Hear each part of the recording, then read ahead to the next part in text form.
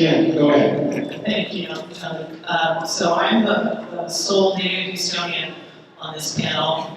Been here my whole life, so I've seen soccer go from not being aware of it in the 70s to many, many changes over the decades, including the Dynamo coming to town, the first international match at NRG Stadium back in 2003, US-Mexico, which was our first meeting after the World Cup in 2002.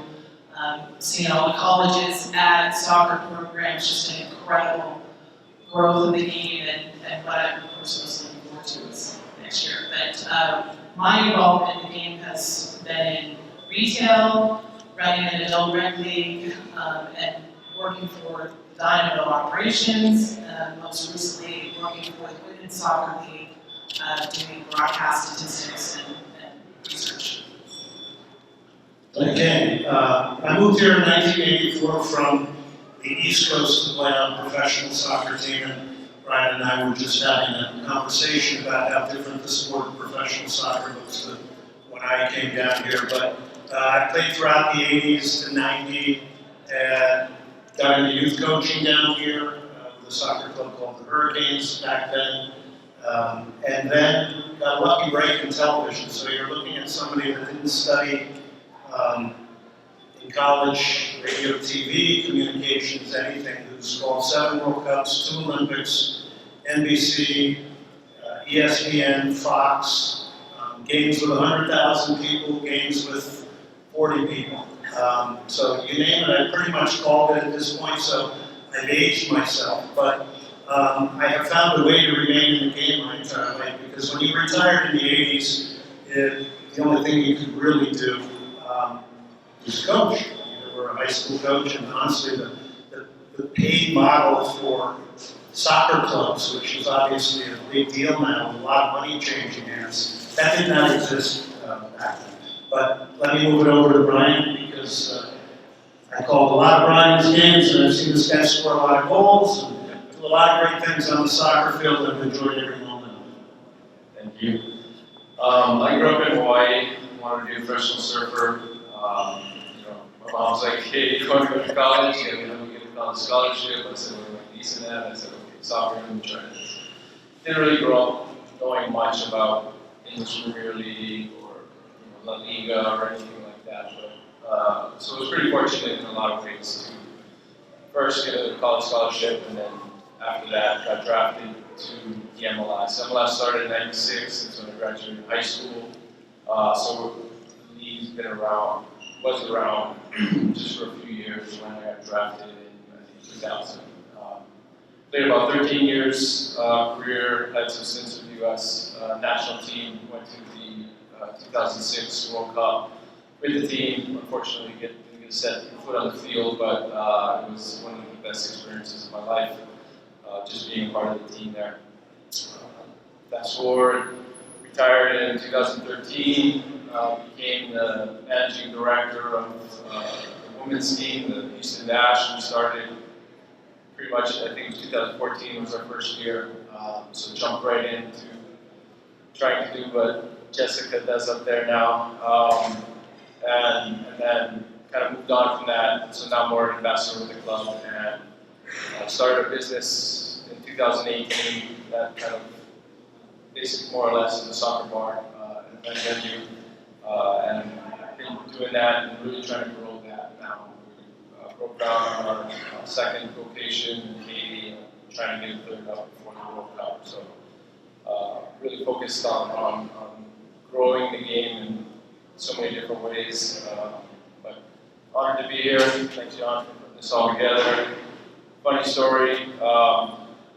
Jen was the first person I met in Houston when I flew here in '06. Our team transferred from San Jose to Houston. Pretty much had no employees, so she was a volunteer at the time for us, and showed me the city, and I was like, what is going on here? It's not as pretty as Hawaii, but yeah, so. But it says a lot that after you retired, you stayed here. I remember you saying once, Houston kind of has a little austerity. It does. I say that a lot. A lot of similarities in people. very mixed culturally. You can find pretty much any language or food you want here in the city, and it's kind of the same growing up in Hawaii. And so I always compare the aloha spirit with the Southern hospitality, and it is really one of the reasons why I chose Houston as my home. So, Jim, you and I had some wonderful prep talks, right? And I was impressed by like all the statistics and dates that you know, right? So let's do a little bit of that conversation again. So tell us for this crowd here, so some are soccer experts and some are not.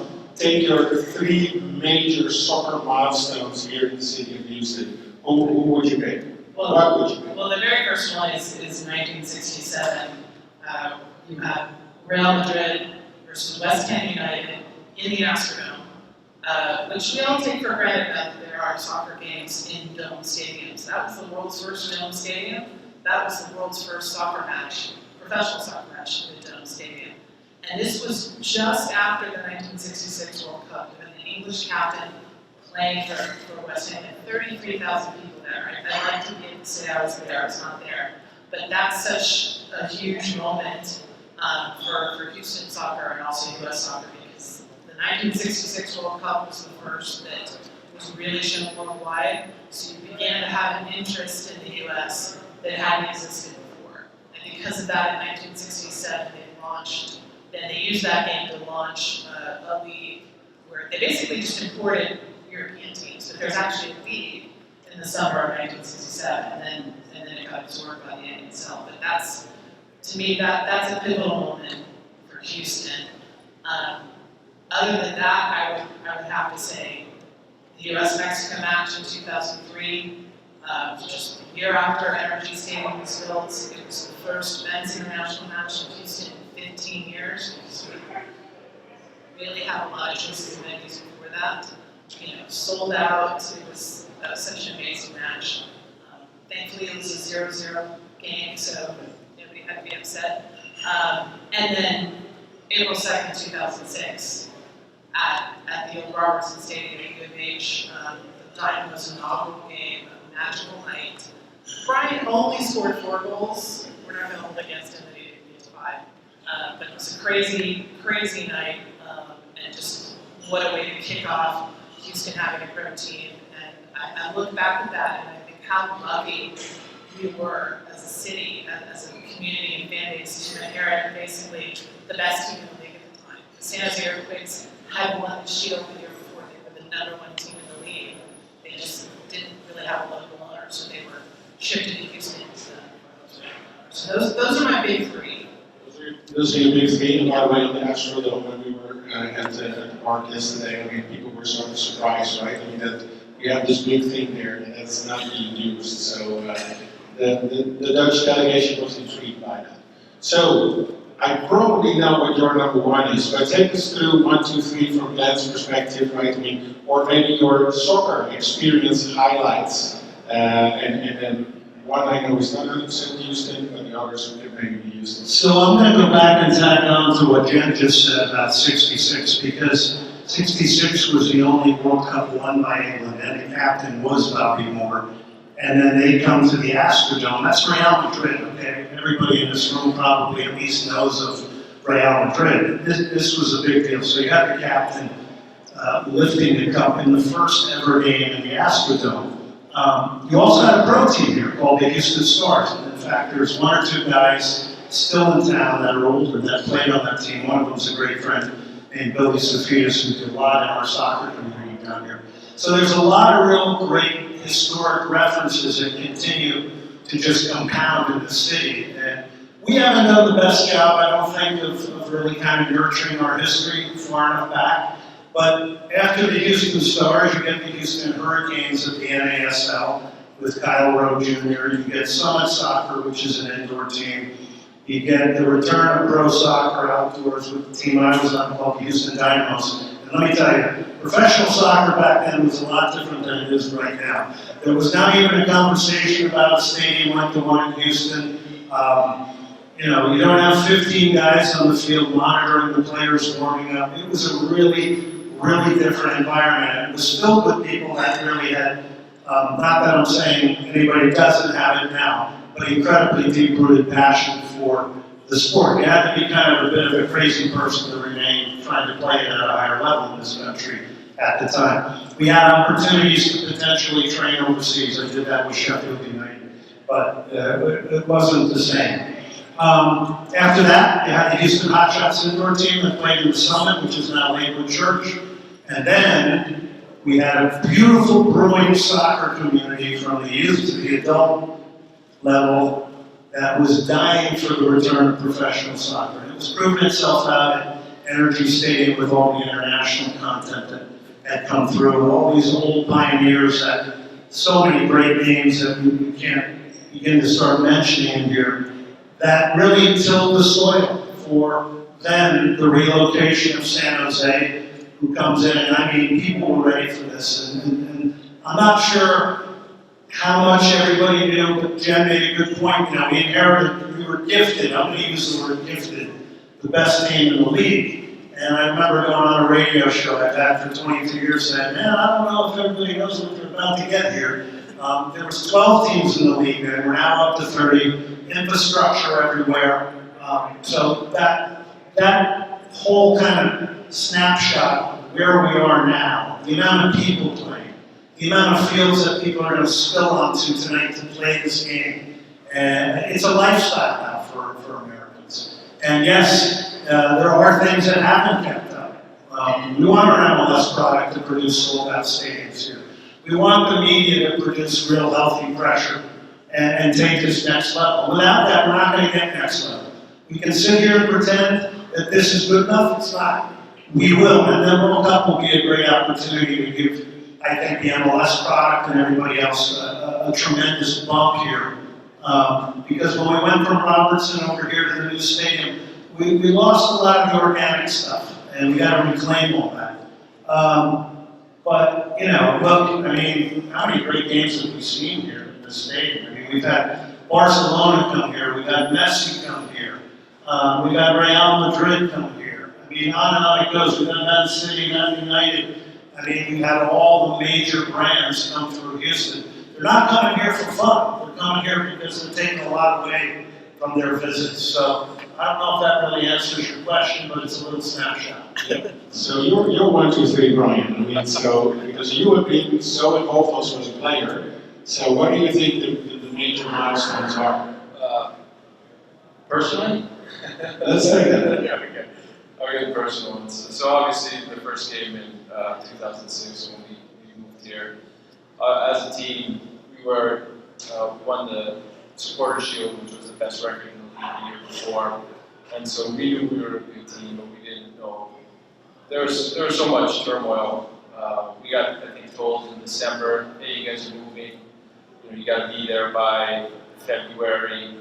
So it wasn't a lot of time. And a lot of the guys at the time, we weren't making the time money, so the families had to kind of stay behind and finish off school for a lot of the ones that had school. You know, we're moving out here trying to find places, and then trying to get ready for a season. So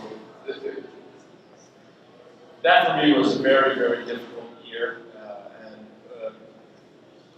and a lot of reasons why I think it was one of our most special and probably one of the hardest, one of the best seasons in the fact that we were able to win at the end of the year going through all of that turmoil. But obviously 2006 opening day, it was something special, not only for myself, but for our team and the fans. I mean, I don't think we were well understaffed. I'll tell the story, but our owner at some point was out in the ticket line taking tickets because we didn't have enough people to get people in the stadium because we didn't expect a rush of block-up tickets at the block. I think everybody wasn't completely in the stadium until halftime, and they missed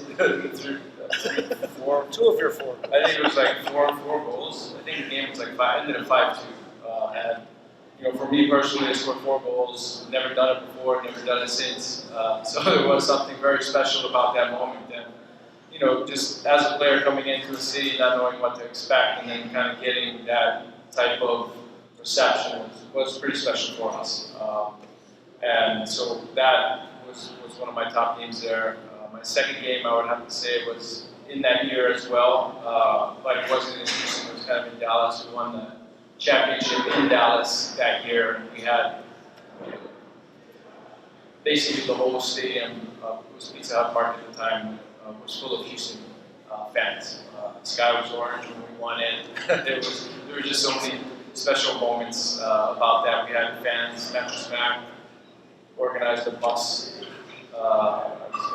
10 buses, 10, 12 buses. And like 250 cars in a convoy. Yeah, so I mean, just that was special, and then we were able to kind of pull off a miracle at the end of that game and win the MLS Cup, which, like I said, was one of the most difficult things to do, considering all we had to go through throughout that season. And I'd say the other my last favorite game here in Houston was the All-Star game in 2010. NRG brought in Manchester United, and Manchester United was, I guess, the first European team I really started following. It was back in the 90s. I didn't even know about them until I went to college. My college coach was my son. That was his favorite team, so I started watching them, obviously, a lot. And so to be able to kind of step on the field with them and then score a goal in NRG with the packed stadium in front of the Houston fans was a very special moment for me, especially playing against one of the teams that I love to watch. And so a lot of special moments are going to come also next year. But before we go to next year, let's talk about where you think Houston is as a soccer city, right? So we created Team Houston. We say Houston is a soccer city because we believe the city has a lot of potential, great ambition. So describe maybe where you think the city is at, or let's say Houston soccer is at in relation to the rest of the country, and maybe even broader. I mean, take it international if you can make some comparison. Yeah, I think Houston is a soccer city. I mean, when you look at when all the big teams come through here, we pack the stadiums, right? I think that the support is there. We're such a diverse city that the world soccer is the world, or football is the world's game, and the majority of us here have all come from outside the country or from different areas around the country. But I think that just as people come from all over the places, they have their favorite teams already, right? And so everybody coming here doesn't initially come and say, okay, I want to come and watch a Houston Dynamo game. That's not their first stop, right? And I think we've had a team, I think we have an owner now that kind of understands it and is investing in it. And I think that, he's starting to try to do the right things to get the fans back. I think Pat Onstad coming in, who was part of our championship teams, is now running the soccer operations. And ever since he's got in, our team's been fun to watch. Over the past, I think, 3 or 4 years, I've really enjoyed going to the games and watching them play. So I think now it's just a matter of getting that message out to people, telling our story, investing in it. And I think in the beginning, when we moved here in 2006, we had an owner, Philip Anschutz, who owned 5 teams at the time, 5 of the 10 teams. He actually had a very strong affiliation to our team. He actually loved our team, didn't want to give it up. But as the league grew over the years, he was kind of forced to only hold on to one team. And so we sold off all the other teams except for us and the Galaxy. And it took a long, long time before he actually was like, okay. The league kind of gave him a lot of leeway for a long time because of who he was and how he held up the league. But, and then I think we went into an ownership period where we didn't invest as much into growing the fan base, and it was more focused, I think, on the team side of things. But now I'm seeing that and seeing we were successful for a while, struggled for a while, kind of bringing back that success. Now we have an owner willing to invest into the community and the people and getting people out to the game. So I think we're on the right trajectory. I know it's been a struggle. I've been in the front office just as much as Jess has, and there are a lot of struggles. But I think, the most important piece I think is there is an owner who cares, who wants to be successful, and who wants to bring fans back. Just a good example was 2 weekends ago, he flew in, a lot of guys from that championship team just to come and be a part of it. And the guys all were extremely, felt like a part of a community and team. And so, that was just one of the small examples that our owner is now doing to get back things in. We got Pat on staff, who's kind of instilling a team mentality like we had back in the day, and finding a lot of success with that. So, the soccer base is here. I think it's going to take a little while, and a little bit of success to get the fan base up to where we want it to be. But I think we have very intelligent soccer fans from all over the world, and I think right now the struggle is just getting them to come out to games and see the product on the field, because we have a bad start this year, but if you take over the last 3 years, I'd have to say we've been playing some really good soccer. And so positioning, let's say that we use them right against some of our big teams. For our international crowd, right? Just try and give maybe some perspective. Where does Houston sit and where are we going, right? Do we sit in the middle? Do we sit at the top? And who are, besides our Texas rivals, right? Who would you consider is sort of like, the reference rivals for this team? I think one of our rivals, obviously, is our neighboring cities, Austin and Dallas. In the beginning, we were able to create quite a bit of a rivalry with them because we got to see them in some playoff games, some big matches, and things like that. But I think one of our favorite, and a lot of the fans' favorite rivalry is one of the ones that we have with a club in Mexico called Ching. They were a very successful team at the time. We were a very successful team here, so we often got to see each other in big matches and moments, and basically in the Champions League in the Americas, CONCACAF Champions League. We got to play them quite a bit in that, and they had a tournament where it was called something different. Superliga back then. It was U.S. teams versus Mexican teams, and then we got to see them in the semifinals and quarterfinals of that one. So it was to develop those rivalries. Obviously, you have to have meaningful matches that are very passionate, and you got to be able to see them quite a bit, see those rivals in those moments. And I think for us, those were two big rivals at the time when I was playing. I think the Dallas one is always going to be there. I think there's the more and more we get to play against Mexican teams, I think you start to see a lot of that passion between U.S. and Mexico play out in rivalries quite a bit. So, as far as where the MLS is on a world level, I think we're in overall attendance. I think we're fourth, right, in the world, which was no one really would think about that, but we are growing and continuing to grow. And all the teams that are coming in, I think I talked to the commissioner at one point, and I think he wants to get to 32, 34 teams, right? We're at 30 now.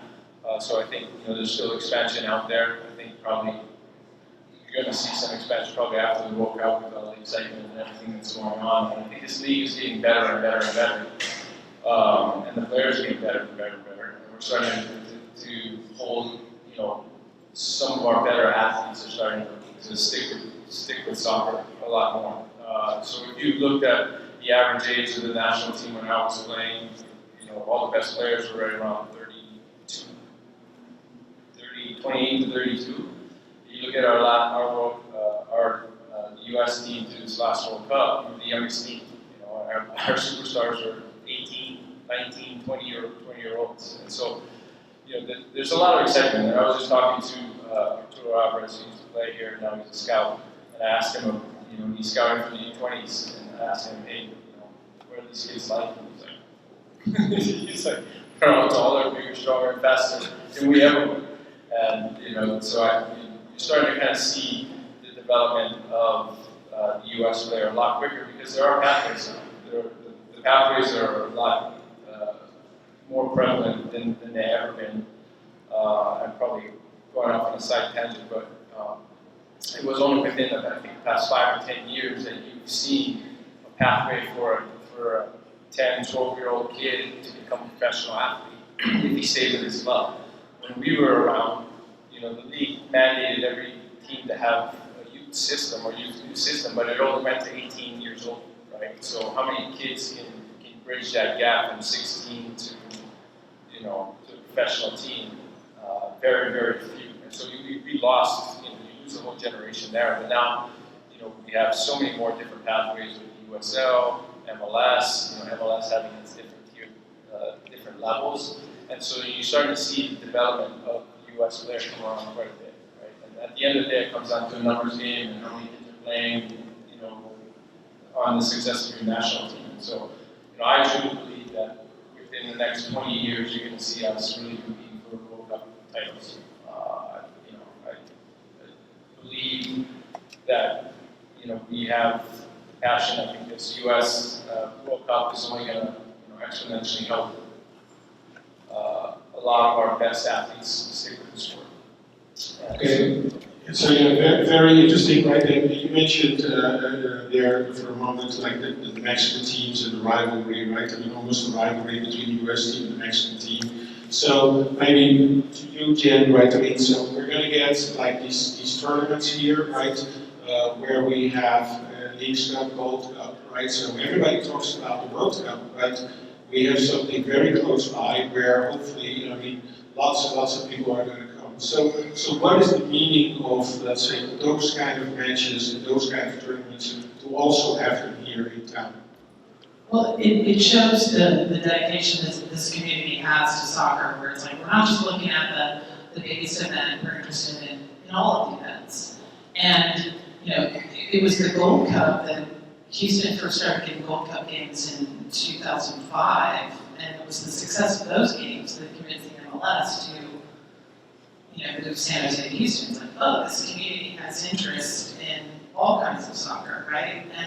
And as we know, Houston is such a melting pot that, in most cases, it doesn't matter who the teams are. We've got fans for those teams that live here. And if they don't live here, it's pretty easy to travel here. So there's a reason that we've been getting CONCACAF World Cup games in Houston every tournament. That's basically every year, since 2005.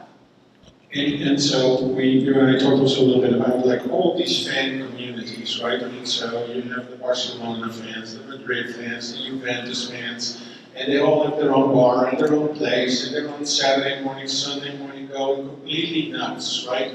So how are they part of, let's say, the soccer community here? Are they sufficiently part of the soccer community? And how can we get those people also into the stadium, so to speak? Well, I'd say our soccer community is much like how Houston's laid out, right? It's really spread out. There's many little communities. The challenge is communicating to all of them and getting them all on the same page. One of the things that I've liked seeing with the different soccer fan groups at different bars, it's pretty rare that a bar only has one fan group. They usually are humped in multiple fan groups, right? Because, you still have that American thing of, oh, I'm going to support Madrid and La Liga, I'm going to support Man City in Premier League, I'm going to support Dynamo and MLS, so there's a lot of overlap. I think the challenge is how do you knit all of those communities together and, convince them that it's like your home team is just as important. But, I think MLS still has the challenge of Premier League and those other leagues have been put on a pedestal for so long that even if they've never seen the product, they judge the product. But just yesterday, I was talking with someone who went to their first ever Dynamo game 2 weeks ago, and he could not stop talking about it. He's like, I had no idea, it was so great to watch, it was so much fun. And it's just, I think Houston has always had the challenge of being so spread out with so many communities that unless you have a really, really huge marketing budget, the way, say, like the Texans did when they started, 2002, it's hard to reach everybody, but once you get them in, And so it's easy to keep them. these upcoming tournaments, can they help? Can we already do that? Well, well, that's what I don't know is how do the clubs work together with the host communities for this, because there's so many different entities, right? You know, similar to, we just had a women's friendly here, Mexico versus Jamaica, and you know, it didn't appear that they worked with any other entities to kind of do some cross promotion, but there's so much opportunity for cross promotion. I feel like, you know, it's maybe we need a little more help on the city leader level, just like what we've seen with Lone Star Sports has done, bringing everybody together for the event we had last week for Hockey Cup World Cup, because the community is there, the people are there, the attitude's there, it's that last little piece. So Glenn, I mean, you're in the community and talking to the community, I mean, 2 times a week if I'm right, I mean, with your radio show, so you're talking all levels, years of experience in this. So again, talking about these tournaments, call them the mid tournaments, right? Not yet about the World Cup. I mean, so what do you think the role is of those events here in the city? What can they do to get Houston to sort of like the next level of soccer city? So there's 3 words you gotta think about right away, which are pretty obvious. First of all, the era of competition, you're always gonna have competition. We have 3 traditional sports in this country. We're challenged always. We can't talk about the fact that it's the struggle because of this, and this. We got a city full of amazing soccer people. The lean to me has to be towards authenticity. You're talking about big brands. These are big brands, right? We're talking about the Premier League. Everybody's going to be tuned into the Premier League this weekend. I'm not a believer that you can't get these people to your games. I've heard that over the years. I don't believe that. I know plenty of people that like both, and will go to a Dynamo game. We have a live game. We have a stadium to go to. We got a beautiful stadium. It can be done. But the third word is leadership. And that's where we have to up our game. We have to up our game and not just be about what affects us, but what affects the overall community. And we don't row the oars in the same direction. I'm not trying to be controversial here, but I have a radio show, so I look at these things pretty heavily. And I'm not here to spew a party line. I'm here, not saying that you guys did, by the way, but I'm here with a very objective viewpoint. I'm 65 years old. I want to see the sport thrive here. And it is in so many ways. And to Brian's point, I'll just say this. His era and his guys were out in the public, connecting with people 24/7. He did a ton of events for me, cancer events, and that is the best marketing tool that is out there, the personal touch. That's number 1. Number 2, their era, as he said, hey, it's a big deal moving a family if you're married, right? Because the money being made wasn't, and I don't even want to tell you the money that I made, because honestly, when my career was over, I was broke. But that's a joke. I wasn't totally broke, but I was pretty close to it. But there was a sense in my era, and I know Brian's era still had it, we were selling the sport, and we can't get away from that. You know, we were on page 6 of the Houston Chronicle, or whatever the newspaper was then. So for someone like me, I said, well, how can I contribute and try to help this? Well, I wrote a column in the Houston Chronicle for 7 years, started a radio show, I funded it myself, I buy the airtime, I've had it on for 22 years. But these are the topics we got to put on the table and talk about. Because unless we start talking about the real serious products, issues, it's going to be hard. It's going to be hard to build it. And yes, we're going to get a bump from the World Cup, no question. But if we look at the way our city is now, it's full of soccer people. They can be in that stadium. And Jessica, I know, is going to talk more about this. And this is really her turf as the president of the Houston Dynamo and Dash. But we want to see the MLS product better. We don't want to see 900 people at an NWSL game watching women that are at the highest level of their sport. We want meritocracy. We want competition. And I think that's where we're going wrong. I think we're not leaning enough into competition, meritocracy, and connection personal. And I see more of the Dynamo players out in the community now. That's great. They're coming on some of the live radio shows I'm doing. I think that's important. But we have the resources. We have to pull in the same direction. Places like Seattle, even though there's internal competition at all levels of the sport, the youth level, the adult level, the professional level, there's tons of money changing hands in these youth communities. It's incredible. You wouldn't even believe the amounts of money. But in the end, they all kind of still pull together in a place like Seattle, better than we do. And that's why I say leadership is going to be very important in the future. We have to have leadership. And on that note, right, of leadership, so I'm going to take a little bit of leadership because we have a very important panel coming up after this one. I want to have from you in 1 minute, right, so next year, the big tournament, what is that going to do to the soccer community? So give us your wonderful dream of the summer of 2026. We know it's going to be hot.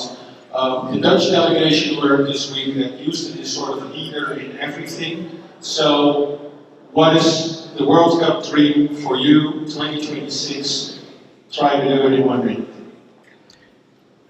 I think it's opportunity, like Glenn said, right? I think for us, it's going to bring so much eyeballs, it's going to bring so much attention, and it's how do we capitalize on that? How do we do the right things? How do we bring those new eyeballs or the old eyeballs into our stadium as, you know, speaking like as a Houston Dynamo fan, right? How do we capitalize on that? How do we change people's perception of European soccer is so much better? And I don't want to go to the Dynamo games. I've seen all levels, and I really enjoy going to the Dynamo games. I'm biased with it. I'm not biased. I'm from a technical standpoint.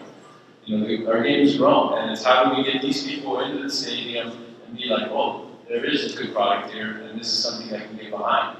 And so I think that for me is my hope is that we capitalize on all that attention, right? I think in '94 we capitalized on it by creating the league. So how we capitalize this time around, taking our league from being where it's viewed at to being viewed on, you know, a level that's, hey, this league is really legit. One of the best leagues around, run, you know, talent is, you know, is up and coming and getting there, but it's a product that I want to come out and watch. And your favorite for the final? That's a flip a coin, right? You always have to put Brazil or Germany there because they won. I'm so in the same. I would love to see the US. I think the US is going to go really far. I really believe they are. They're going to get it together, and they're going to go really far.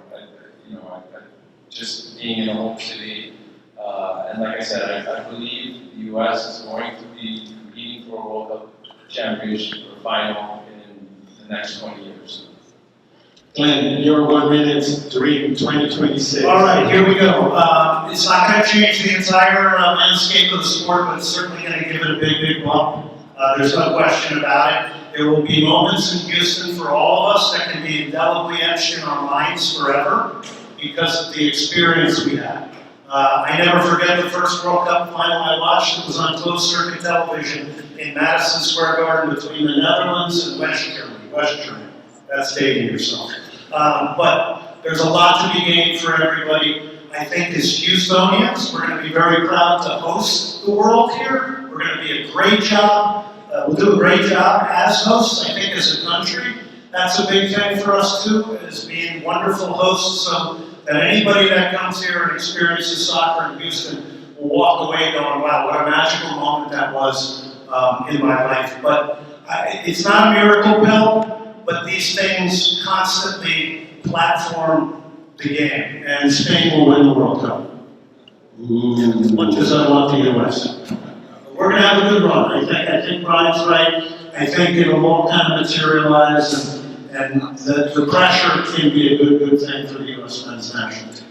Final words for you, Jen. As a native Estonian, longtime fan, community organizer, for me, it's a dream come true. It's something that's been in the back of my head for more than 20 years of what do we need to do to get a World Cup, in Houston. So to see that come to fruition, for me personally, like it's already a dream scenario, right? But I just hope that, anyone who's visiting is like, wow, I bought these tickets because I wanted to see these teams. I had no idea that Houston was this, that had all these, communities and restaurants and things to do. And, there's a reason we have an air-conditioned stadium.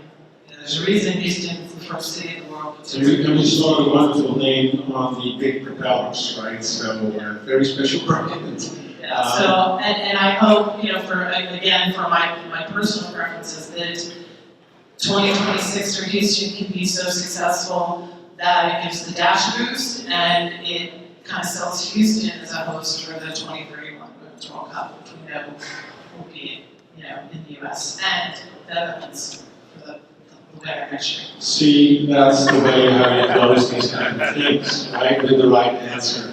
And speaking of the Netherlands, I mean, we had a delegation here, and I can tell the Houstonians totally impressed. Very impressed with the city, very impressed with the organizations, very impressed with, the facilities that we have here. So now we just need to make sure that this becomes base camp, right? And that work starts tomorrow, I think. So an applause for these legends. Thank you very much. We have one more panel to go, so I don't know if our speakers are already here. I see Ryan, I saw Jesse.